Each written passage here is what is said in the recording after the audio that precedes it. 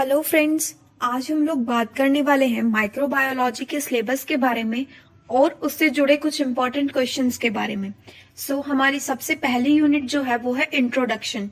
उसके अंदर से आपके जो क्वेश्चन आने के चांसेस हैं वो एक तो ये क्वेश्चन है कि कोच कोच पोस्टुलेट्स, और जो कोच के पोस्टुलेट्स हैं वो आपको एग्जैक्ट उन्हीं वर्ड्स में, उन्हीं वर्डिंग्स में याद करने हैं जैसे वो दे रखे हैं in their sequence. There are 4 Koch postulates.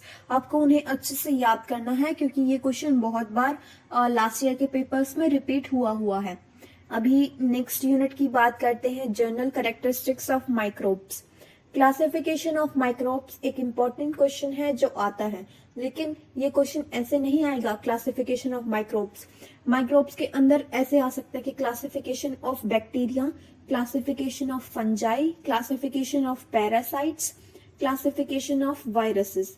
ऐसे अलग अलग ये जो 4 सब डिवाइड्स टॉपिक है, इनकी क्लासिफिकेशन आपसे पूछी जा सकती है इन 5 मार्क्स। तो आप इनकी क्लासिफिकेशन अच्छे से कर लेना। उसके बाद आते हैं size and form of bacteria. Bacteria के बारे में, उसकी बैक्टीरिया की क्लासिफिकेशन तो एक इम्पॉर्टेंट टॉपिक है ही। उसके बाद बैक्टीरिया की जो सेल वॉल है वो भी इम्पॉर्टेंट है। उसके बाद एक सेल कैप्सूल होता है बैक्टीरिया की, आउटर लेयर होती है एज अ प्रोटेक्टिव लेयर। तो फिर वो इम्पॉर्टेंट क्वेश्चन है वो भी आ जाता है। फ्लैजेला, स्पोर, ये बैक्टीरिया से रिलेटेड 4 क्वेश्चंस हैं जो इम्पोर्टेंट है, पेपर में आते ही आते हैं। फ्लैजेला, स्पोर, सेल वॉल या फिर कैप्सूल, इन चारों क्वेश्चन में से कोई एक क्वेश्चन आपको क्वेश्चन पेपर में मिलेगा ही मिलेगा। तो आप इस क्वेश्चन को अच्छे से करके जाना।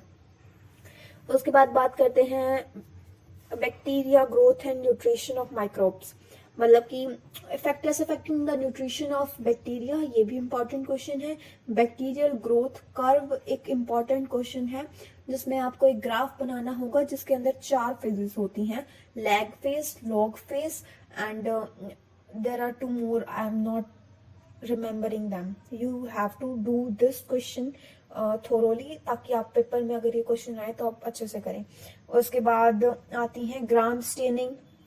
ग्राम स्टेनिंग में जो एसिड फास्ट स्टेनिंग है वो इम्पोर्टेंट है।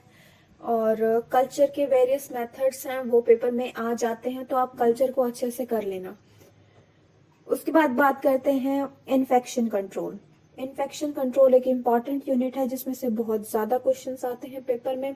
Portal of entry, portal of exit, ये ट्रांसमिशन सोर्स, ये एक चेन है, चेन ऑफ इन्फेक्शन। ऐसे ही क्वेश्चन आ जाता है चेन ऑफ इन्फेक्शन के बारे में बताओ, तो आपको एक चेन बना के इस पूरे प्रोसेस को डिस्क्राइब करना होता है। एसेप्सिस आ जाता है। डिसइंफेक्शन एंड स्टरलाइजेशन के अंदर जो सबसे इम्पोर्टेंट है वो हॉट एयर ओवन है।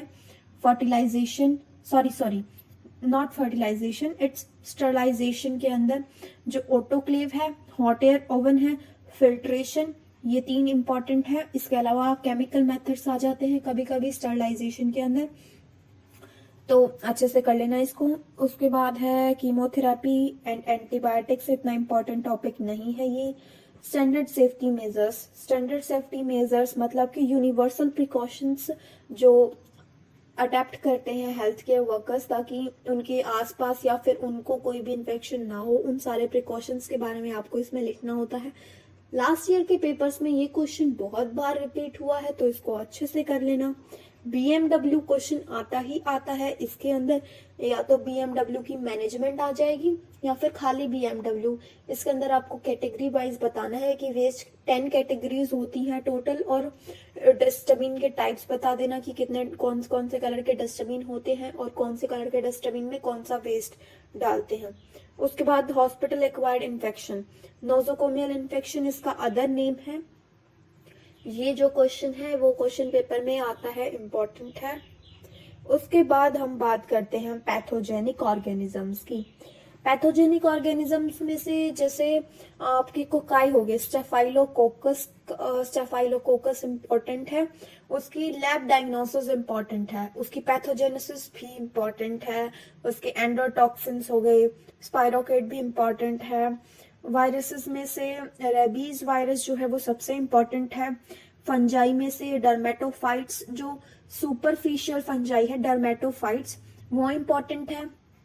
उसके बाद डीप में एक माइसीटोमा आती है, वो भी इम्पॉर्टेंट है। क्रिप्टोकोकाइस इम्पोर्टेंट है।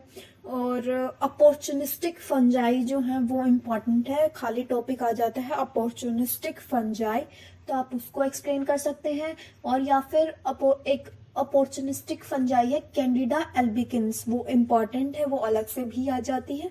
तो फंजाई ये इम्पॉर्टेंट है, इनको कर लेना। उसके बाद बात करें पैरासाइट्स की। पैरासाइट्स में जैसे कि एमोइबिक डाइसेंट्रे लास्ट ईयर के क्वेश्चन पेपर में आया हुआ था, जो एंटामोइबा हिस्टोलिटिका से होता है, तो आपको एमोइबिक डाइसेंट्रे को एक्सप्लेन करना था। और जैसे कि टाइफाइड आ जाता है, टाइफाइड फीवर, मलेरिया आ जाता है।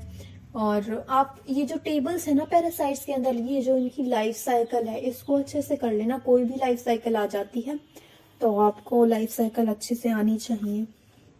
उसके बाद जो आपकी लास्ट यूनिट है, इट इज इम्यूनिटी। आपको इस यूनिट में क्या करना है, इम्यूनिटी के टाइप्स कितने हैं वो आ जाता है क्वेश्चन पेपर में। और एक्टिव, पैसिव, नेचुरल, एक्वायर्ड, आपको इन सब चीजों को अच्छे से एक्सप्लेन करना है। अगर आप विद एग्जांपल करोगे तो वेल एंड गुड, वरना आपको जैसे आता है आप वैसे कर लेना। हाइपर सेंसिटिविटी इंपॉर्टेंट है। हाइपर सेंसिटिविटी 1 और 2 सबसे ज्यादा इंपॉर्टेंट है। 3 कभी कभी आती है बट 4 भी आ जाती है, तो आप चारों को अच्छे से कर लेना। और क्योंकि ये इंपॉर्टेंट क्वेश्चन है, कोई ना कोई एक हाइपर सेंसिटिविटी तो पेपर में आएगी ही आएगी। उसके बाद सीरोलॉजिकल टेस्ट इंपॉर्टेंट है, कभी कभी आ जाते हैं तो कर लेना। उसके बाद इम्यूनोप्रोफाइलेक्सिस के अंदर वैक्सीन, सीरा, टाइप्स, उनकी क्लासिफिकेशन, स्टोर कैसे करना है, हैंडल कैसे करना है, उसकी cold chain, immunisation for various diseases और इम्यूनाइजेशन शेड्यूल। इम्यूनाइजेशन शेड्यूल की हम बात करें तो वो एक इम्पॉर्टेंट टॉपिक है, पेपर में वो आ जाता है। लेकिन अगर पेपर में ना भी आए तो स्टूडेंट्स को इम्यूनाइजेशन शेड्यूल अच्छे से याद होना चाहिए। कई बार हमारे प्रैक्टिकल्स में जो एक्सटर्नल है वो हमसे पूछ लेता है कि इम्यूनाइजेशन शेड्यूल सुनाओ, तो आपको वो अच्छे से आना चाहिए। जनरल नॉलेज की चीज है, इम्यूनाइजेशन शेड्यूल बहुत इंपॉर्टेंट टॉपिक है। पेपर में आए या ना आए, ये जैसे कि बहुत थोड़ा सा डिफिकल्ट भी होता है बच्चों के लिए याद करना, तो आप इसको कैसे भी याद करो नेट से। इजी मैनोमोनिक्स अगर आपको मिल जाते हैं याद करने के लिए तो वेल एंड गुड है, वरना आप कैसे भी याद करो, but you have to learn immunisation schedule, तो इस बात का ध्यान रखना। तो गाइज आज हम लोगों ने डिस्कस किया कि माइक्रोबायोलॉजी का सिलेबस क्या है और उसके इम्पोर्टेंट क्वेश्चंस क्या हैं। अगर आपको ये वीडियो पसंद आई हो तो आप मेरे चैनल को सब्सक्राइब करें, शेयर करें अपने दोस्तों के साथ। And thank you for watching my video. Thank you and have a nice day to all of you.